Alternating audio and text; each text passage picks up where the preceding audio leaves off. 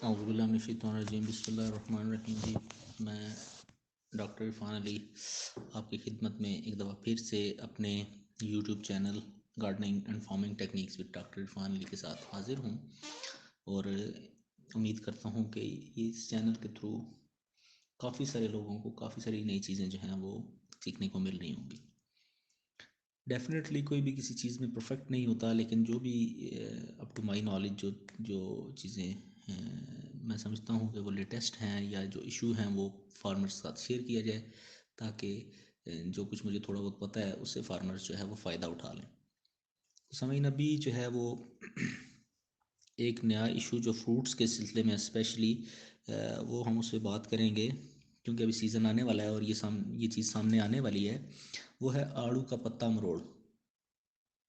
आड़ू का पत्ता मरोड़, आप जानते हैं कि आड़ू भी उन फसलों में से है, उन फ्रूट्स में से है जो जो कि बड़ी तेज़ी के साथ जो हमारा नॉर्दर्न पंजाब है स्पेशली उसमें फैल रहा है। वैसे ही केपी और बलूचिस्तान में तो ये पहले से मौजूद है, लेकिन अब कुछ ऐसी लो चिलिंग वैरायटीज़ भी हैं जो कि हमारे पंजाब में जो है वो बड़ी आसानी से चल सकती हैं और चल रही हैं और बड़ी तेज़ी से ये फैल रहा है। तो जब जब कोई क्रॉप नहीं होती है तो उसमें with the passage of time issues आते हैं, जिनको हम इंशाल्लाह कोशिश करते हैं कि वो फार्मर्स के साथ मिलजुल के उसको उसका सोल्यूशन जो है वो दे सकें।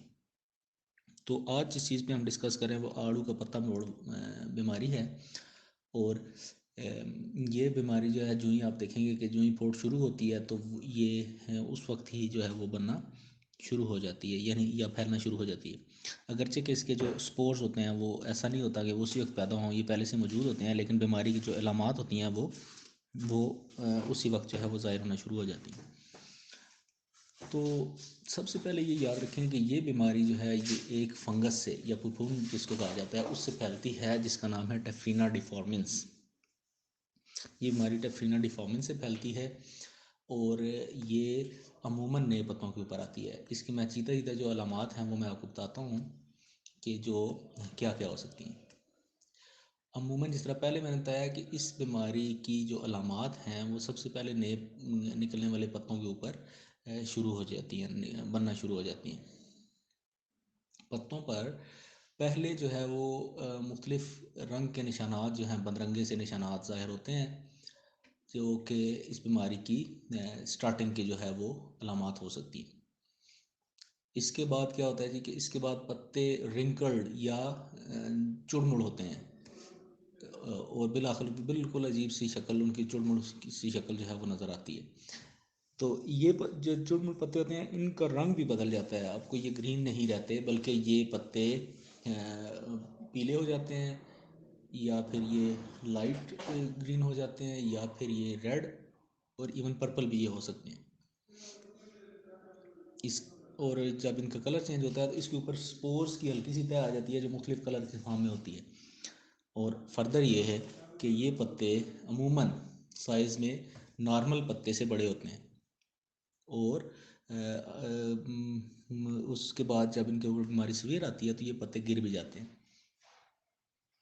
अगरचे कि ऐसा होता है कि ये पत्ते दोबारा तो निकल आते हैं, लेकिन उसके बाद उनके ऊपर जो है फूल या उनकी जो जो फल आता है वो इतने सेहतमंद नहीं होते। इसलिए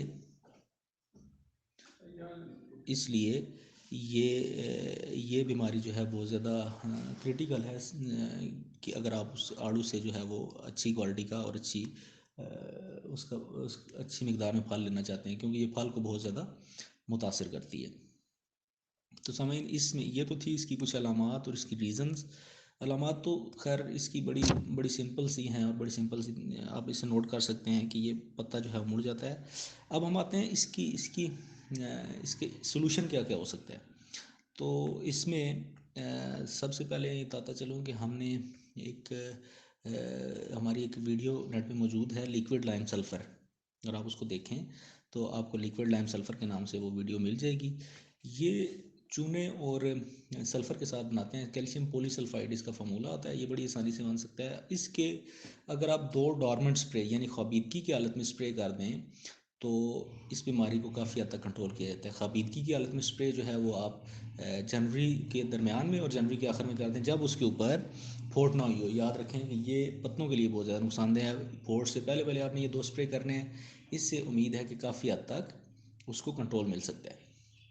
इसके अलावा कुछ मैं आपको इसकी जो फंजीसाइड्स हैं या दवाइयाँ हैं या आप ये कह लें जहरें हैं, वो मैं आपको बता देता हूँ कि कौन कौन सी आप इसमें यूज़ कर सकते हैं। ये आती है जी कॉपर ऑक्सीक्लोराइड। ये एक फार्मूला है जो मैं आपको बता रहा हूँ, आप नोट कर लें।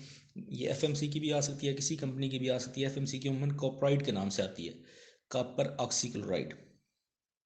इसके अलावा एक और दवाई है जो है क्लोरोथैलोनिल। क्लोरोथैलोनिल ये अरिस्टा लाइफ साइंस है, उनकी आती है सक्सेस के नाम से, ये आती है जी।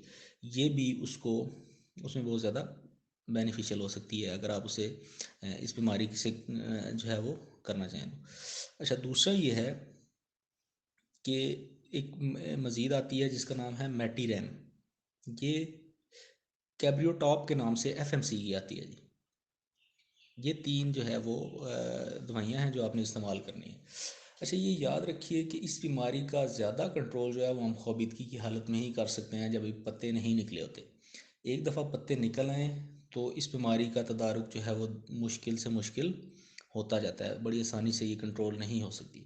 और ये बीमारी अमूमन ये देखा गया है कि हमारी जो अर्ली वैराइटीज़ हैं, स्पेशली अर्ली ग्रैंड के ऊपर ये बीमारी बहुत ज़्यादा पाई गई है। काफ़ी सारी दूसरी अक़साम जो हैं इसके ख़िलाफ़ मज़ाहमत रखती हैं।